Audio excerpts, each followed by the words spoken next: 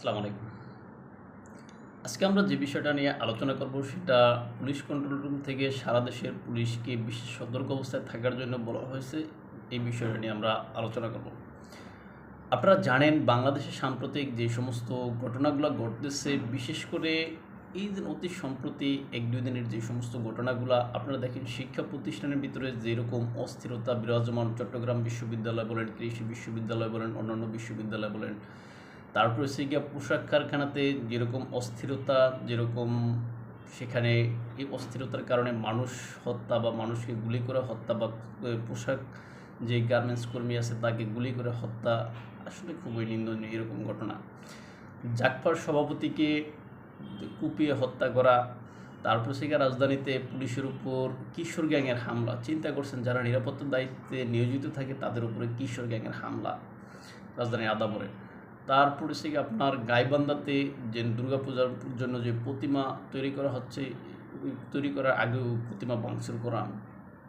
তারপর থেকে ডাকসু নির্বাচনে যে অস্থিরতা এবং সেখানে নারী শিক্ষার্থীকে দর্শনের যে হুমকি দেওয়ার মতো এই সমস্ত ঘটনাগুলো মিলে সব কিছুতে আসলে দেশের অবস্থা খুবই বিরাজমান।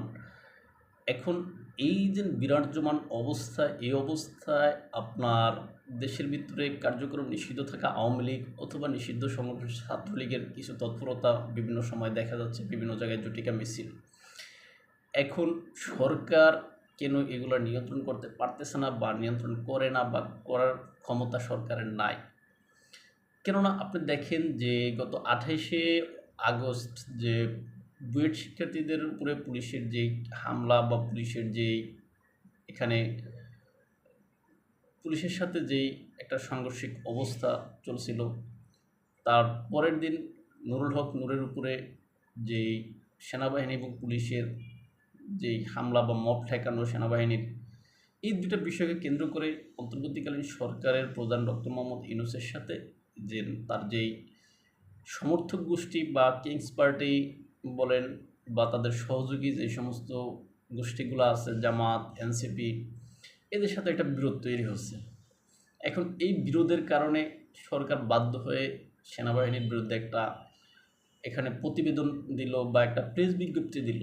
এখন ওই প্রেস বিজ্ঞপ্তি সেনাবাহিনীর পছন্দ হয়নি, তাই সেনাবাহিনী একটা প্রচণ্ড হুমকি দিয়ে সেখানে তারা নিজেরাই সে তাদের যে আইএসপিআর আছে, আইএসপিআর পক্ষ থেকে সেখানে তারা একটা বিজ্ঞপ্তি দিল। সেখানে তারা বলল যে কোনো ধরনের মব সন্ত্রাস তারা এখানে সহ্য করবে না, তারা এগুলোর বিরুদ্ধে ব্যবস্থা নেবে, এরকম কথা আইএসপিআর পক্ষ থেকে বলা হয়েছে। এখন সেনাবাহিনীর দিকে যদি সরকার ঝুঁকে, তাহলে তার যে কিংস পার্টি আছে তাদের মন রক্ষা করতে পারে না, তাদের মন রক্ষা করতে গেলে সেনাবাহিনীর দিকে তারা ঝুঁকতে পারে না। সব মিলিয়ে সরকার একটা অস্থিতিশীল পরিস্থিতির ভিতরে আছে।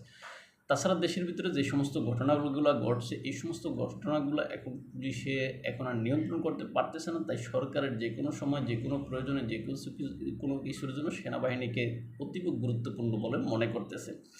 তা সেনাবাহিনীর সাথে সম্পর্ক খারাপ হোক, এটা অন্তর্বর্তীকালীন সরকার চায় না। এখন যেহেতু সেনাবাহিনীর সাথে সম্পর্ক খারাপ হোক এটা চায় না, সেহেতু সেনাবাহিনীর খুশি মতো বা সেনাবাহিনীর পছন্দ মতো কাজ তাকে করতে হবে, এটা নিশ্চিত। এখন সেটা সেনাবাহিনীর পছন্দ মতো কাজ করতে গেলে সেটা আবার তাদের যে সমর্থক গোষ্ঠী আছে তাদের পছন্দ হয় না। এখন সব কিছু মিলে একটা লেজে গোবরের অবস্থা সেখানে বিদ্যমান। এছাড়া আপনি দেখেন যে ৫ই আগস্ট আওয়ামী লীগ সরকার পতনের পর আমাদের দেশের ভিতরে যেই থানাগুলো লুট হয়েছে, থানাগুলোর থেকে তাদের অস্ত্রগুলা নিয়ে যাওয়া হয়েছে, সেই অস্ত্রগুলা কিন্তু পুলিশ প্রশাসন বা সেনাবাহিনী এখনও উদ্ধার করতে পারেনি। তারপর আপনি দেখেন যে আমাদের যে সেগুলো এখনও ইয়াগুলা অস্ত্রগুলো এখনও লুট হওয়া অস্ত্র উদ্ধার করতে পারেনি। তাছাড়া বিভিন্ন জেল থেকে যে সমস্ত জঙ্গিগুলা বা জঙ্গি বাহিনীগুলা পালিয়ে গেছে তাদেরকে কিন্তু এখনও গ্রেপ্তার করতে সক্ষম হয়নি আমাদের প্রশাসন, পুলিশ বা সেনাবাহিনী কেউই। এখন এই সমস্ত নিষিদ্ধ বা অস্ত্র, যে সমস্ত অস্ত্রগুলা লুট হয়েছে এবং তার সাথে এই যে জঙ্গিরা আছে তারা সব মিলে তারা যে কোনো সময় যদি কোনো হামলা বা কোনো মারাত্মক ধরনের অস্থিতিশীল পরিস্থিতি তৈরি করে, ওই অস্থিতিশীল পরিস্থিতি তৈরি করা মানে মোকাবেলা করার জন্য আমাদের প্রশাসন কতটা প্রস্তুত সেটা নিয়ে কিন্তু প্রশ্ন আছে।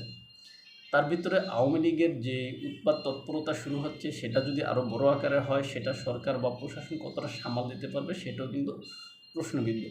তাই সব কিছু মিলে আপনি দেখেন যে পোশাক শ্রমিকদের যেই আহ, আন্দোলন, সেই আন্দোলনে পুলিশ বা সেনাবাহিনীর গুলি, সেই গুলিতে পোশাক কর্মীর দুইজন পোশাক কর্মীর বা একজন পোশাক কর্মীর মৃত্যু হয়েছে, সেটাকে কেন্দ্র করে গতকালকে রাজধানীর যে কুড়িল বিশ্ব রোড একটা গুরুত্বপূর্ণ এলাকা, সেটা এখানে অবরুদ্ধ করে রাখা হয়েছে। সেই অবরুদ্ধ বা ব্লকেডে সারা বাংলাদেশের বা রাজধানীর বিভিন্ন জায়গার যান চলাচল কীভাবে বিঘ্নিত হয়েছে, সাধারণ মানুষ কীভাবে ভোগান্তিতে পড়েছে, সেটা সবাই দেখেছেন।